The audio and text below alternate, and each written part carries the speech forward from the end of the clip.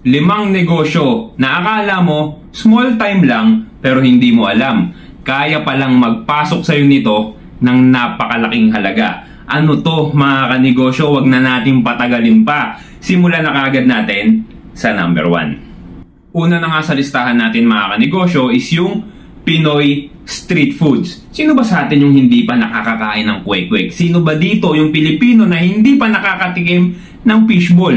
Malamang, di ba? Maging ikaw, nanay mo, kapatid mo, pati mga anak mo, kumakain yan, except na lang kung may allergy ka or hindi ka talaga mahilig sa mga ganyang klase ng pagkain, di ba? Pero kapag kausapang street food, mga kanegosyo, syempre hindi mawawala yung mga ganyang klase ng pagkain na nakikita ninyo sa inyong mga screen. At maniniwala ka ba na sa ganyang klase ng negosyo ay meron ng mga tao na talagang pinayaman ng ganyang mga negosyo? Alam nyo mga kanegosyo, naalala ko, story time tayo. Meron akong katrabaho before, nung ako'y nasa fitness industry pa, no? Nagtataka ako, papalit-palit na sasakyan, paiba-iba ng motor. Tapos nung inimbita kami sa bahay, napakalaki ng bahay mga kanegosyo. Sobrang yaman pala ng mga magulang. At nagulat ako nung tinanong ko, anong business ninyo? Bakit ganito kalaki yung bahay ninyo? Bakit napakarami ninyong sasakyan? Sinabi niya sa akin, kwek-kwek, fishball, squidball. Alam mo yung hindi ako halos makapaniwala, di ba? Na sa ganung klase ng negosyo, hindi naman sa minamaliit ko to mga kanegosyo, pero sino ba naman ang mag-aakala na sa ganyang klase ng negosyo, eh pwede ka pala maging milyonaryo? At yung katrabaho ko na nga, yung magsisilbing patunay. At merong mga kwento sa YouTube, mga kanegosyo, na talagang nagiging milyonaryo sa ganyang klase ng business. Hindi lang kasi isang stall lang yung kanilang pag-aari. Napakarami nilang pag-aari na mga kwek-kwek na mga ganyan. Alam niyo yung mga katulad niyan, yung nasa screen niyo, ilang ganyan yung kanilang pagmamayari, yung kanilang negosyo. Pinarami nila ng pinarami. Yun nga namang mga papiso-pisong kita, yung mga pabarya-barya, pag pinagsama mo nga rin naman yan mga kanegosyo, is napakalaking pera niyan. Totoo nga ang kasabihan na hindi mabubuo ang 1,000,000 piso kapag kakulang ng piso. Hindi ba mga kanegosyo, sobrang nakaka-inspire ko. Kaya kung ikaw naghahanap ka at gusto mo magumpisa ng negosyo sa maliit na puunan, bakit hindi mo subukang i-consider yung klase ng business?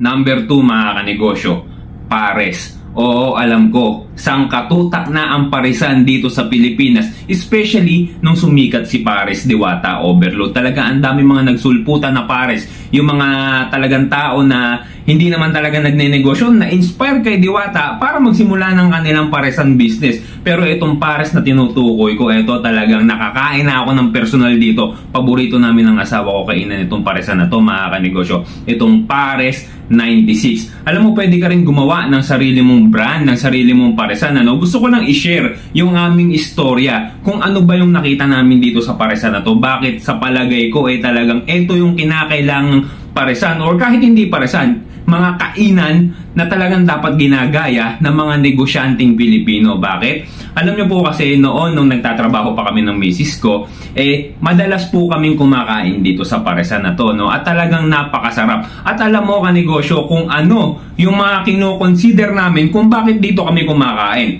Unang-una, syempre, kung affordable ba, kung budget friendly ba. Siyempre, lalo na sa mga kagaya naming mga empleyado before at sa mga empleyado ngayon, siyempre kapag ka ikaw naghahanap ka ng gusto mong kainan, siyempre kailangan mo i-consider kung budget friendly ba yung kakainan mo. Kaya tatandaan mo, kung magsisimula ka ng sarili mong kainan, dapat budget friendly, affordable ang presyo. Pangalawa, dapat yung mga staff mo or ikaw mismo na may-ari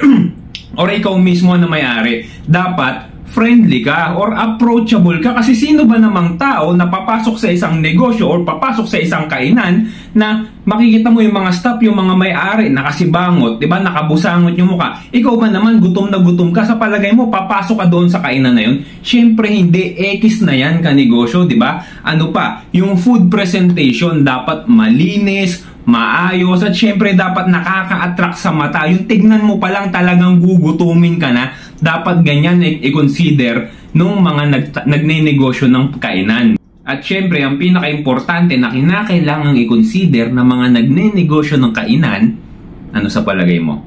Syempre, yung masarap mga kanegosyo, di ba? Kahit nasabi mong mura yung binibenta mo, kung hindi naman niya masarap, hindi ka babalikan ng mga customer mo, di ba? Isipin mo na lang kapag ikaw nakakita ka ng kainan.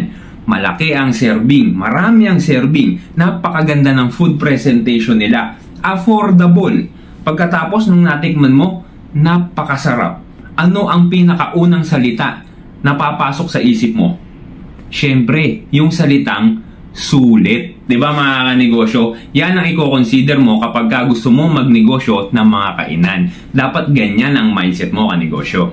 Basta palagi niyong tatandaan sa lahat ng ginagawa nating mga negosyo, mapakainan man yan, mapaprodukto man yan, o mapaserbisyo man yan mga kanegosyo, palagi lang nating pagbubutihan, palagi nating gawing goal na maibigay natin kung ano yung hinahanap ng mga customer natin at maiprovide natin sa kanila yung napakagandang serbisyo na masasabi nila na talagang etong negosyong ito ay susuportahan ko, tatangkilikin ko dahil itong negosyo na to ay nagbibigay ng totoong serbisyo o produkto na hindi dinadaya ang tao. Number 3 mga kanegosyo, familiar ba kayo sa soft ice cream? Alam nyo kung nakakabili kayo ng mga ganyang klase ng ice cream, meron yan sa 7-Eleven. Yung ginaganyan, ayan, papakita ko na lang sa video. Sana napapanood ninyo, no? So, ayan, patok na patok yan, especially sa mga estudyante. Kung magpupunta kayo sa mga eskwelahan, elementary at high school, hindi po pwede na hindi kayo makakakita ng ganyang klase ng negosyo. Dahil ayang negosyo na yun ay talagang tinatangkilik ng mga kabataan. Alam nyo, kung gusto nyo magsimula ng ganitong klase ng business, medyo maglalabas nga lang kayo ng puhunan, ano? At minsan ko nang natalakayan dito sa aking YouTube channel. Yung ganitong klase ng makina na panggawa o pag-create ng soft ice cream ay naglalaro sa mga 60,000 to 80,000 o mas mataas pa. So mamumuhunan ka lang talaga sa umpisa, no? Pero yung balik naman sa iyo, kung maganda ang napwestuhan ng negosyo mo, talagang makikita mo yung resulta, makikita mo yung income, ibig sabihin mga kanegosyo, no? At itong ganitong klase ng ice cream machine, mga kanegosyo, meron po yan mga kumpanya na nag-o-offer ng installment. Kaya kung hindi mo kayang maglabas ng ganong kalaking halaga sa isang bagsak lang, ano, huwag kayong mag-alala dahil merong mga company na nagbibigay ng installment. Syempre kinakailangan mong mag-down ng kaunti, ano. Pagkatapos, pwede mo nang bilhin yung iyong ice cream machine habang ginagawa mo yung negosyo, hinuhulugan mo naman sa kanila, hindi ba? So, nung ganito mga kanegosyo, ang dami ko nakita niyan mga nagsulputan sa lugar namin. Actually, kahit hindi malapit sa eskwelahan doon sa pilahan ng mga jeep, ng mga tricycle, ang daming nagtitinda ng ganyan. 5 pesos, 15 pesos, hanggang 20 pesos, mga 10 piso, ganyan mga kanegosyo, di ba? Ikaw mapapadaan ka, napakainit ng panahon, meron kang barya sa bulsa mo.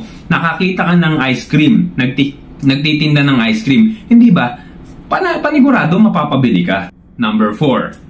Etong negosyo na to, kung titignan mo parang wala namang yumayaman dito, ano? Kung titignan mo parang medyo masasabi natin na madumi yung ganitong klase ng business. Pero wag ka. Meron ng mga taong naging milyonaryo dito. Ano yon mga kanegosyo? Junk shop. Pupunta sa junk shop kasi naghahanap ako ng mga karton. At kung ikaw makakapunta ka sa isang junk shop, mapapansin mo, ang dami nilang truck. Mapapansin mo, ang dami mga bagay doon na sa palagay mo wala ng value, pero kumikita pala sila ng napakalaking pera doon. Kasi nga naman, ano ba ang sistema sa isang junk shop business? Diba? Magdadala yung mga tao ng mga bagay na sa palagay nila wala nang pakinabang sa kanila. Ikaw naman as a junk shop owner, bibilin mo yun sa napakamurang halaga lang, hindi ba? Kasi nga, di ba, pagka inoferan mo, ganito na lang yan, di ba, 5 piso na lang yan, 10 piso na lang yan. Siyempre, papayag yung nagdala kasi para sa kanila basura na yan. Pero ikaw, as a junk shop owner, alam mo kung paano mo mapapakinabangan yan. Alam mo kung magkano yung pwede mong kitain sa bagay na dinala sa'yo, di ba? Ganyan po ang sistema ng isang junk shop, ano? At meron na pong mga tao na yumaman dito. Eto, panoorin nyo to mga kanegosyo. Ayan, junk shop owner, pero nakapagpatapos mga kanegosyo. Shawarma. Eto, totoo meron ng tao na hindi lang naging milyonaryo dito kung hindi naging bilyonaryo pa. Familiar ka ba sa shawarma na ang brand name is Turks? Yes mga kanegosyo, bilyonaryo na po ang taong nagmamayari ng Turks business. Napakasarap naman kasi talaga kumain ng shawarma, lalo na kapag ka naglalakad ka, pagkatapos naaamoy mo yung aroma ng beef, 'di ba? Sobrang sarap talagang kainin 'yan. At maraming Pilipino ang nahihilig sa pagkain ng ganitong klase ng pagkain. At sigurado ako na kung gugustuhin mo magtayo ng ganitong klase ng negosyo, talagang mapapag-aralan mo kung paano ba ginagawa itong shawarma na ito. Dahil sa panahon ngayon mga kanegosyo, napakarami na pong tutorial dito sa YouTube kung paano gumawa ng kahit anong klase ng mga bagay. Magmula sa sauce, sa beef, pati sa, ang tawag dito mga kanegosyo, pita. Yan, di ba? Andyan na lahat ng pangangailangan mo. At kung ipopwesto mo yan kahit sa labas ng bahay mo, maamoy yan ng mga kapitbahay mo, sigurado ako, natatangkilikin yan ng mga tao sa paligid mo dahil napakabango ng ganitong klase ng pagkain. Kaya kung ikaw sa palagay mo, kaya mo gawin tong negosyong ito, subukan mo, malay mo sa ganitong klase ng business, dito magsimula ang pagiging milyonaryo mo. Yun lang mga kanegosyo, maraming salamat sa panonood mo. Kung umabot ka hanggang dito sa dulo ng ating video, i-comment mo naman sa baba kung ano sa palagay mo yung negosyo na gusto mong simulan ngayon. At sana mga kanegosyo, na-inspire ko kayo at na-motivate ko kayo at sana napakinabangan ninyo yung konting idea na naibahagi ko sa inyo dito sa vlog natin na to. Yun lang mga kanegosyo, maraming salamat sa oras mo at maraming salamat sa panonood mo. Maraming salamat ulit.